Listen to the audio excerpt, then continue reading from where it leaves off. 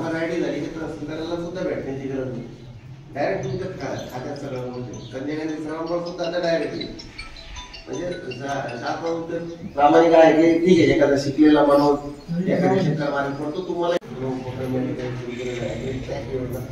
त्याच्यामध्ये आपल्याला आधार कार्डाचे कार्ड आपल्याला तयार होतं. फक्त याच्यामध्ये फरक असा आहे की तुमच्या शेतीची सगळी माहिती त्या कार्डामध्ये राहणार.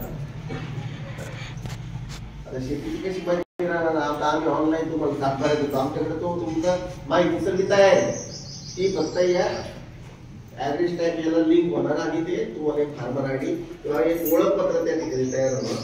त्या ओळखपत्रामध्ये समजा तुम्ही त्या ओळखपत्राचा नंबर जर दिला कुठे तर लगेच आपोआप ते तुमचं कोणतं गाव आहे, कोणती किती शेती आहे, कोणते पिकं आहे, किती बी एरिया आहे, या सगळ्या नोंदी त्याच्यामध्ये येणार.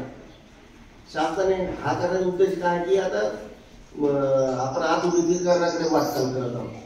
आता दिवसेंदिवस काय होतं, शासनाच्या विविध योजना आपल्याला डायरेक्ट मिळतात. आता संजय गांधी श्रावणबाळ जे आपले लाभार्थी आहेत, आता काय होतं की आता आम्ही दर महिन्याला बिलं काढायला तहसील कार्यालयात यादी घ्या, बिलं काढायला.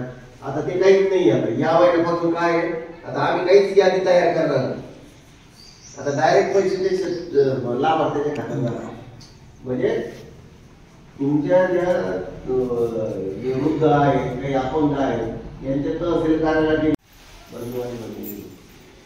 आज माझी पहिलीच वेळ आहे साकेगाव या गावाने योग पाहत असा आहे. आज शनिवार आहे, हनुमान मंदिरामध्ये कार्यक्रम ठेवला.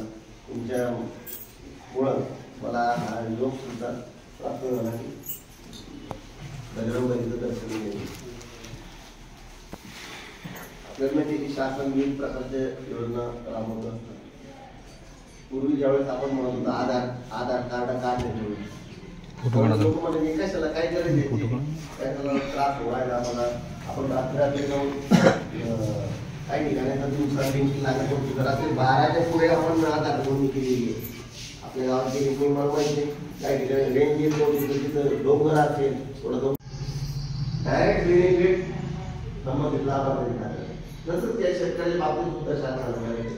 आपण काय करतो, एखादी नैसर्गिक आपत्ती आली, पटवाडी गावात याद्या करते ते अकाउंट नंबर गोळा करतं, त्याला वेळ लागतो. ते यादी करताना आपण काही मिस माहीत होतं, काही सुटून जातात ते आता शासन होतात. हे सगळं बंद आहे.